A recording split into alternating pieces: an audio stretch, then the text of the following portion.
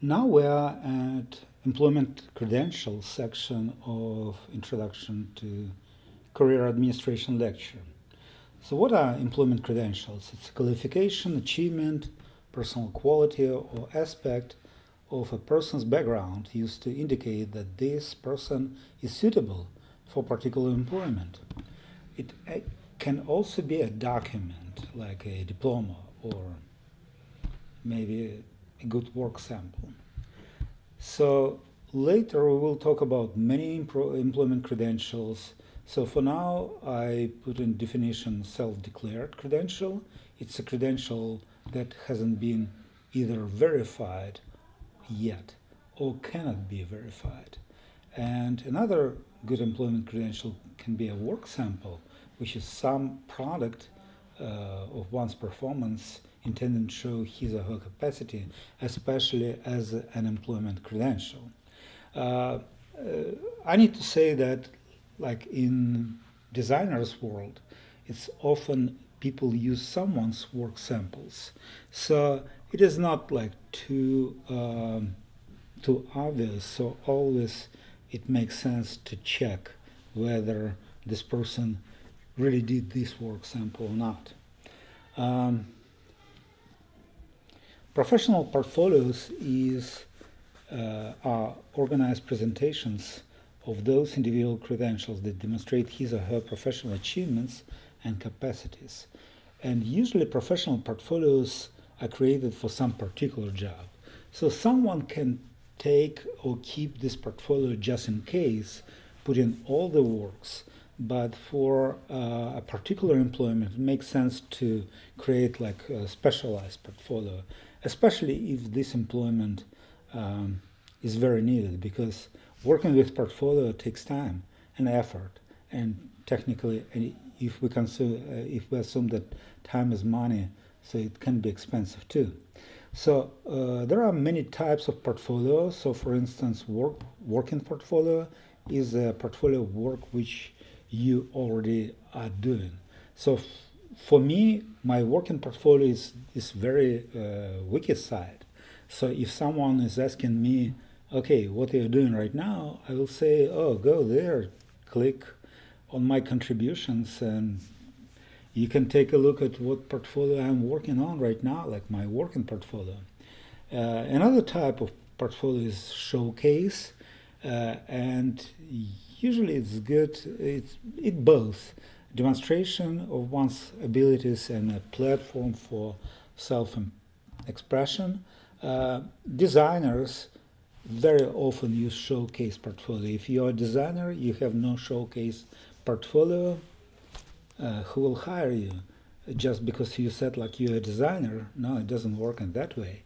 An electronic or digital version, digital form of showcase portfolio is called electronic portfolio, or e-portfolio, digital portfolio, online portfolio. You can name them. And another portfolio is more strict. It is credential portfolio. So it provides its viewer with one's credentials in one place. So if someone says, if you put like, let's say in your resume, oh, I have this certificate or this diploma, someone can go there and take a look at this, whether what the details for this certificate. So credentials, some credentials are self-declared, some credentials are discovered during their screening. So let's say your good performance at the interview can be a credential itself, and this is it's assessed by your employer. But in some cases, third-party credentials come into the play. And a third party credential is a credential issued by a third party. It's not you and not your employer, it's someone else. And some of them are government regulated, let's say employment authorization or work permit.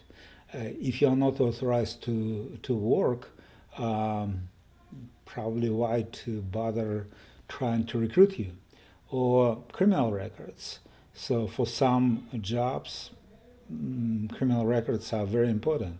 For instance, if you were charged with fraud in the like recently, who will bring you as an accountant or a trustee, probably there is some like a red flag. In the United States of America, always security clearance is there a part of your credential, and this is the government clearance that you can be trusted, like it could be public trust or secret, top secret, and so on and so forth. And the most popular, I would say, is, for instance, for drivers, it's a drug test. They should do periodically drug testing, and this is a technical analysis of biological specimen to see that whether you use drugs. Credentials, some credentials are professional credentials. So let's say professional credential is an employment credential that specifically refers to one's professional capacity. And let's start with the professional license. If you want to be a teacher at the public school in the United States or in Virginia, you most likely need to have a professional license, which are given by specified government body. They will assess your education, they will assess your whether you took like special classes like how to treat children and so on and so forth, and they will issue you a professional license. Trade certificate is a little bit different. So let's say I'm personally a PMP certified.